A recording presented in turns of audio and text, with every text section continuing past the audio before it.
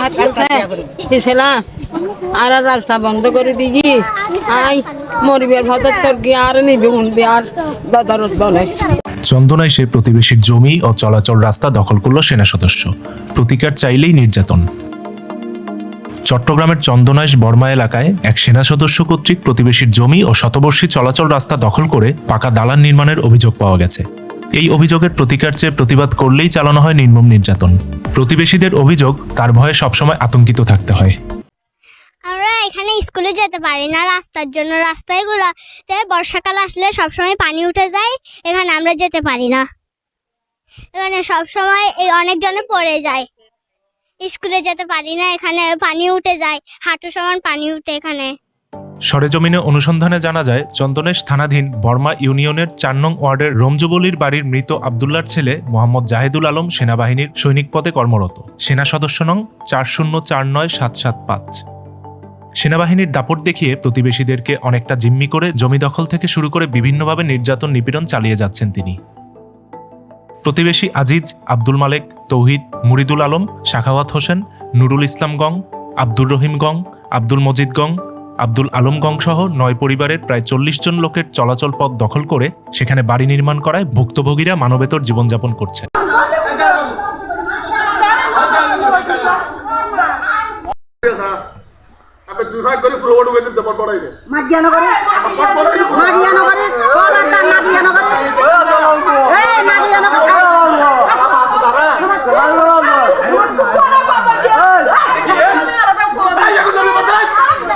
রাস্তা ছাড়াও বাড়ি দখল করার সময় পার্শ্ববর্তী শাখাওয়াত হোসেনের জমি দখল করেন মর্মে জানা যায়। তার জমি পুনরুদ্ধারের জন্য এডিসির নিকট আবেদন করেন। গত ১/৭/২০২৩ তারিখে ভুক্তভোগীরা তাদের রাস্তা দখলে নেয়ার এবং তাদের পুকুরে জোরপূর্বক মাছ ধরার প্রতিবাদ করলে জাহিদুল আলমের নেতৃত্বে তার অপর ৩ ভাই জাশেদুল আলম, খোরশেদুল আলম এবং মোরশেদুল আলম বেধড়ক মারধর শুরু করেন। তারা নুরুল ইসলামের ভাতিজা আব্দুল মজিদের ছেলে মোহাম্মদ হোসেনের উপর মধ্যযুগীয় কায়দায় হামলা করেন। লাঠি দিয়ে পিটিয়ে শরীরের বিভিন্ন স্থানে জখম করেন, ইটের টুকরো দিয়ে কান থেতলে দেয় এবং নগদ টাকা ও মোবাইল ফোন ছিনিয়ে নেয়। এই ঘটনায় তিনি থানায় মামলা করতে গেলে পুলিশ সাফ জানিয়ে দেন সেনা সদস্যের বিরুদ্ধে মামলা নেওয়া হবে না। বিষয়টি স্থানীয় চেয়ারম্যান মীমাংসা করে দিবেন মর্মে কালক্ষেপণ করেন। নিয়ে যাবে উনি, যেহেতু আমার মা, উনি মিডিয়া কোনো ফেস করেন, আমি বলি উনি মারা গেলে ওনার লাশ কে নিয়ে যাবে, কীভাবে নিয়ে যাবে এখান থেকে সেটাও দেখবে। এবং হচ্ছে ওনার সন্তান যিনি আছে শাখাওয়াত হোসেন, ওই শাখাওয়াত হোসেন উনি মারা যাওয়ার পর এই বিটাই কেমনে থাকে সে 1 ঘন্টার মধ্যে ব্যবস্থা নেবে এবং 1 ঘন্টার মধ্যে ওরা এখান থেকে বের করার জন্য যা কিছু করা দরকার সে সেনাবাহিনীর সদস্য জাহিদুল আলম এটা করার জন্য হুমকি দিচ্ছে। আপনার এগুলো ভিডিও ফুটেজ রেকর্ড আমাদের কাছে ভিডিও ফুটেজ আছে। এই শাখাওয়াত হোসেনকে বলছে 1 ঘন্টার মধ্যে উনি যদি মারা যায়, এখন ওর একমাত্র অভিভাবক হচ্ছে উনি হচ্ছে বিধবা 1992 থেকে, এবং সেখান থেকে এই ছেলে ওনাকে দেখে আসতেছে। এখন ও বলতেছে উনি যদি মারা যায় কখনো এরে 1 ঘন্টার মধ্যে এলাকা থেকে এই বিটা থেকে বের করবে। এর সাথে কথা বলে জানতে পারলাম উনি সেনাবাহিনীতে চাকরি করে, সেই সুবাদে সবার জন্য একটা ত্রাস সৃষ্টি হয়েছে। হ্যাঁ, আমি বলি উনি যেদিন ওই মারছে হোসেনকে, ওই দিন ওনাকে প্রায় 200 লোক এখানে জড়ো আছে, এরকম এখন যেরকম 100-200 লোক আছে, এরকম আরও বেশি লোক ছিল ওই দিন যেদিন মারছে। সেদিনই আমরা গেছি থানায় অভিযোগ লিখে যেন পুলিশ নিয়ে ওকে ধরতে পারি। আপনি বলছি যে অভিযোগ লিখে যেন পুলিশ নিয়ে ওকে ধরতে পারি। আপনি বলছি যে ওকে ঘর থেকে বেরোতে দিও না, আমরা পুলিশ নিয়ে আসবো। এর আগে সে অন্য আরেকজন পুলিশের এসআইকে নুরুল ইসলাম ফোন দিয়ে এনে ও এখান থেকে ওরে পালাইতে দিছে, ওকে সহযোগিতা করছে। এবং আমাদের যখন পুলিশ নিয়ে আসছি তখন ও আর নুরুল ইসলাম আনতে পারে নাই, ও আর ধরা দেয় নাই। এরপর আমরা মামলা করতে গেছি, মামলাও নেয় নাই চন্দনাইশ থানা পুলিশ। মানে সে সবসময় এভাবে আপনাদের উপর নির্যাতন করে কৌশলে বেঁচে যায়। হ্যাঁ, কৌশলে বেঁচে যাচ্ছে। এবং ওর যে এখানে আরো আশেপাশে যারা সেনাবাহিনীর সদস্য আছে, ও একটা গ্রুপ করে এখানে আক্রমণ করতে চায়।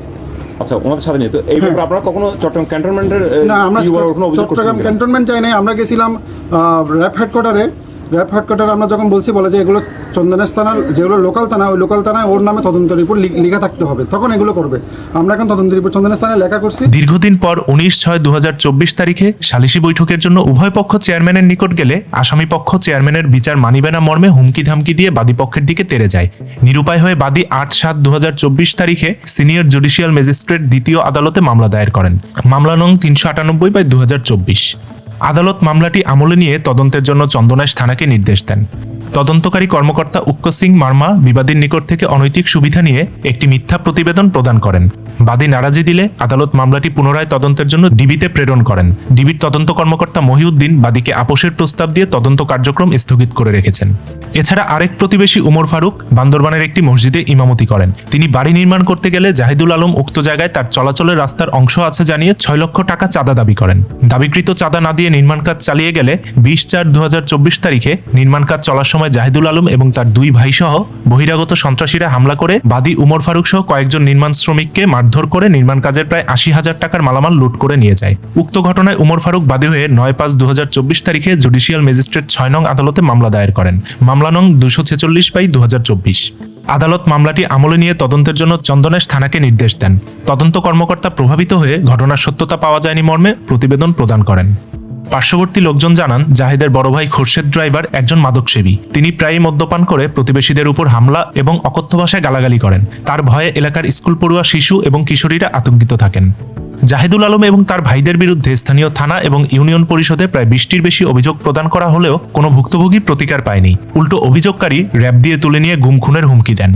ভুক্তভোগীদের একটাই প্রশ্ন, সেনা সদস্য এবং তার পরিবার কি আইনের ঊর্ধ্বে? তারা জাহিদুল আলম এবং তার ভাইদের জুলুম নির্যাতন থেকে বাঁচতে প্রশাসনের হস্তক্ষেপ কামনা করেন। রাস্তা দখলের পর চলাচলের পথ হারানো ভুক্তভোগীদের এখন একটাই দাবি, তারা চলাচলের পথ চায়। 90 বছর বয়সী এক বৃদ্ধা মৃত্যুর আগেই চলাচলের রাস্তার মীমাংসা চান, যাতে তার মরদেহ কবরস্থানে নিতে কোনো অসুবিধা না হয়। আর রাস্তা বন্ধ করে দিই আই মরিবার ভাত তোর গিয়ে আর নিবি হুন্দি আর দাদারত দলে মানে আপনি এখন এই পরিস্থিতি চিন্তা করতেছেন, যদি আপনি মারা গেলে আপনাকে কবরস্থান নেওয়ার জন্য রাস্তা নাই। অভিযোগ অস্বীকার করে উল্টো নিজেকে ভুক্তভোগী দাবি করে সেনা সদস্য জাহিদুল আলম বলেন, আমিও হয়রানির শিকার হয়ে এ ধরনের কার্যকলাপ করছি, কিন্তু সরেজমিন তদন্ত প্রতিবেদন ভিন্ন কথা বলে। জানতে চাইলে স্থানীয় ইউপি সদস্য বলেন, এটা পারিবারিক বিষয়, এটা বহুদিন যাবৎ আমরা স্থানীয় গণ্যমান্য ব্যক্তিবর্গ নিয়ে সমাধান করতে চাইলেও সমাধান করা সম্ভব হচ্ছে না, কারণ জাহেদ হচ্ছে উগ্রমেজাজি। আরও বলেন, সাম্প্রতিক কিছুদিন আগে সেনা সদস্য জাহিদুল ইসলাম এক ব্যক্তির মাথা ফাটিয়ে দেয়। আমি তার চাকরির দিকে চেয়ে সবাইকে হাতে পায়ে ধরে থানার মাধ্যমে মীমাংসা করে দিই এবং সে অঙ্গীকার করেছিল যে আর কখনো এ ধরনের কার্যকলাপ করবে না। জি সালাম। জি উৎসব সমস্যা বলছেন? জি বলছি। জি ভাই, আমি জি ভাইয়া বলেন। একটু আপনার অবগতির জন্য আসলে এবং আপনার কাছে একটা বক্তব্য জানতে ফোন করলাম। আমি ওখানে আজকে সরজমিনে একটা প্রোগ্রাম গিয়েছিলাম, ওই আপনার থানার আওতাধীন বড়মা ইউনিয়নে। হ্যাঁ, ওখানে একজন সেনা সদস্য তার প্রতিবেশীদেরকে মানে বিভিন্নভাবে নির্যাতন করতেছেন, তাদের চলাচল রাস্তা বন্ধ করে দিয়েছেন, এমন নাকি থানায় বেশ কয়েকবার অভিযোগ দেওয়া হয়েছে, কোনো ব্যবস্থা নেওয়া হয়নি। এটা কি আপনি অবগত আছেন? না আমি অবগত নাই। আচ্ছা, উনি কি আসলে সেনা সদস্য হিসেবে চাইলে কি থানা কোনো ব্যবস্থা নিতে পারে না? এই ধরনের কোনো, এটা আমার জানা নাই তো, কে সেনা সদস্য বা কি আসে বিষয়, আমাকে কেউ কিছু বলে নাই তো। কি বলবো, মানে তারা যাতে থানার শরণাপন্ন হয়। জায়গার বিষয় থাকলে তো আমাদের করণীয় কিছু থাকে না, কোর্টে যাবে, কোর্ট থেকে নিয়ে আসবে, যাই নিয়ে আসে ভূমি প্রতিরোধ আইনের মামলা 145 স্থায়ী নিষেধাজ্ঞা, আমরা ব্যবস্থা নিব। জায়গার বিষয়টাকে কেন্দ্র করে বিভিন্ন সময় মানে মারধরের ঘটনা ঘটেছে, মানে মারধরের ঘটনা করলে কমপ্লেন দিলে আমরা তদন্ত করে ব্যবস্থা নিব। ঠিক আছে ভাই, ধন্যবাদ। চন্দনাইশ থানার ভারপ্রাপ্ত কর্মকর্তা বলেন, আমি নতুন এসেছি, আমি এই বিষয় নিয়ে অবগত নই, তবে সুনির্দিষ্ট প্রমাণাদি থাকলে সে যেই হোক না কেন তাকে অবশ্যই আইনের আওতায় আনা হবে। দেশবাসী ও সুশীল সমাজের দাবি, সঠিক তদন্ত সাপেক্ষে সে যেই হোক না কেন অবশ্যই আইনের আওতায় এনে সমাজে তার ত্রাসের রাজত্ব ধ্বংস করে দেয়া হোক। বলছেন? জি বলছিলাম ভাই, তো ডিস্ট্রিক্ট ডিবিতে আছেন? জি জি, কালি কে বলছিলেন? আমি সাংবাদিক ফারুক আহমেদ বলছি। জি জি বলেন কালি। জি, একটা ব্যাপারে আপনার একটু সহযোগিতা চেয়েছিলাম এবং একটা তথ্য জানতে চাইছিলাম। একটা চন্দনাইশ এলাকার একটা মামলা আছে। জি, একটা মনে হয় তদন্ত আপনার কাছে আছে। হোসেন, মোহাম্মদ হোসেন বাদী, আর আচ্ছা বিবাদী আসামিরা হচ্ছেন আপনার জাহিদুল আলম, উনি সেনা সদস্য, ওনার গাঁও। এটা কি অবগত আছেন আপনি? বিষয় বুঝতে পারছেন? জি জি, হ্যাঁ মামলা, ওই মামলাটা আমার কাছে আছে। জি বলেন। ওটা কি অবস্থা এখন? তদন্ত প্রতিবেদন মানে কখন হতে পারে, কবে নাগাদ হতে পারে? ওইটার ওই যে ডাক্তারের এটা পাইনি তো, ডাক্তারের যে এমসিটা ভিকটিম যিনি জি। ওনার ওই যে ইনজুরি সার্টিফিকেটটা চাইছি আমরা, হ্যাঁ, ওটা পাইনি। ওটা না পাওয়াতে এখনো রিপোর্ট দিতে পারতেছি না, ওটা পেলে রিপোর্ট দিয়ে দেবে। আচ্ছা, ওটার অপেক্ষা আছেন না? না, আপনি মোটামুটি জি। ফিল্ডে তো দেখছেন কি অবস্থা, মানে প্রতিবেদনটা আপনি কতটুকু সত্যটা পেয়েছেন? ওটার বিষয়ে কি আমি আপনাকে বলতে পারবো?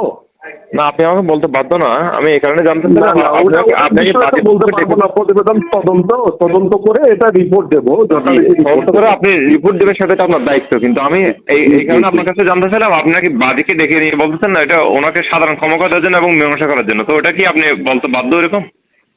না, না, এরকম আপনি কোনো ওরকম বলতে কথা আমি পারেন কাউকে কিনা? বলি না। কে বলছে? কে বলছে? আমার কাছে প্রমাণ আছে ভাই, সাংবাদিক কোনো সাংবাদিক প্রমাণ ছাড়া কথা বলেন।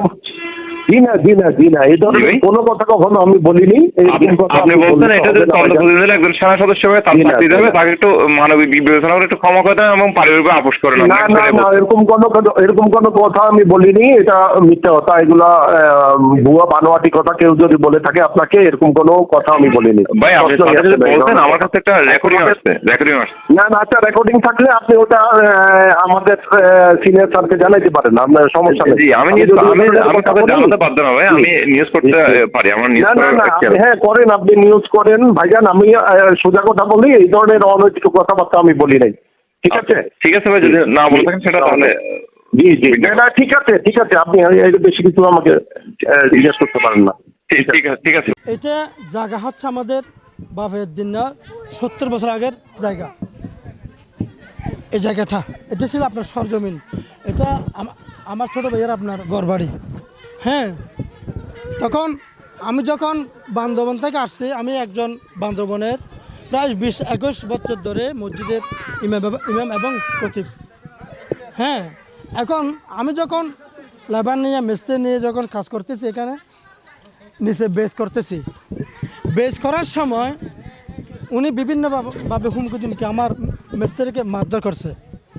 আমার মিস্ত্রি আনছি আমি, উনি মারধর করছে, গালিগালাজ করছে এমনভাবে যাতে এরা কি চলে যায়। জুমার দিন ছিল, আমি চলে গেছিলাম বান্দরবনে নামাজ পড়ার জন্য। তখন উনি কি করছে, না এখানে ঘর বাঁধতে পারবি না, এটা আমার জায়গা, এটা আমার বাপের দিনের জায়গা, আমি ক্রয় করছি এটা জায়গাটা। সে বলে উনি দেখছে যে 2-1 দিন পরে আমার কাছে আসছে মামলার কপি। উনি আমার নাম থেকে শুরু করিয়া আমরা 6 ভাইয়ের নামে মামলা দায়ের করছে উনি কোর্টে।